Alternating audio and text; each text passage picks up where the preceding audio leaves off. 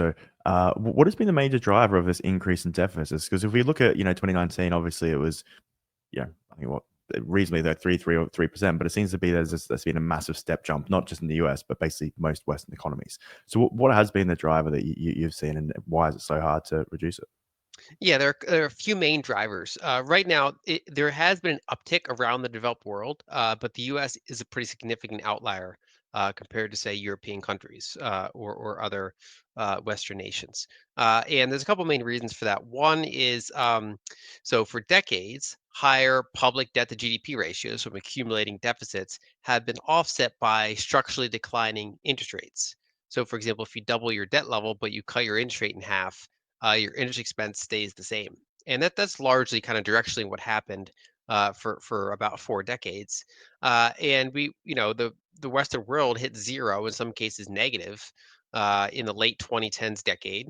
During the kind of heart of the pandemic lockdowns and the deflationary shock, the brief one, and that was basically at the top in the bond market. And now bonds, let alone higher rates, if they just go sideways now, like for example, Switzerland already managed to get their interest rates back down, but they're not really going lower than they were before. Now, we're kind of in this more sideways pattern, most likely. So you no longer have an interest rate offset to larger accumulating stock of debt, debt to GDP or debt in the absolute sense.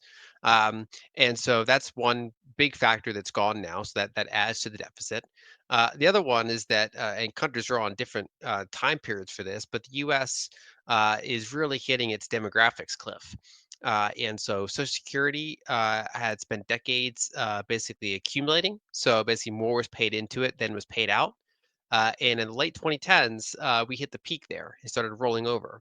And according to the Social Security Administration themselves, for the next decade or so, going into around 2035, they're going to draw down their existing $3 trillion fund and push that back into the economy as there's the whole very large baby boomer generation is retiring and will be increasingly retired and drawing from that with fewer workers to really pay into that.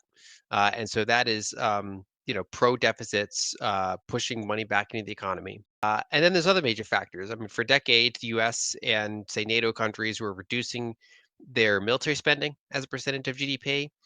In the US's case, that was often basically that military spending was kind of going sideways, which, when you have a rising nominal GDP, would result in a decreasing military expenditure as a percentage of GDP.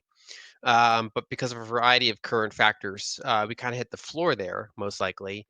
And now we're sideways to up in terms of military spending as a percentage of GDP. It's a little bit more notable in Europe because theirs got lower to begin with for many countries.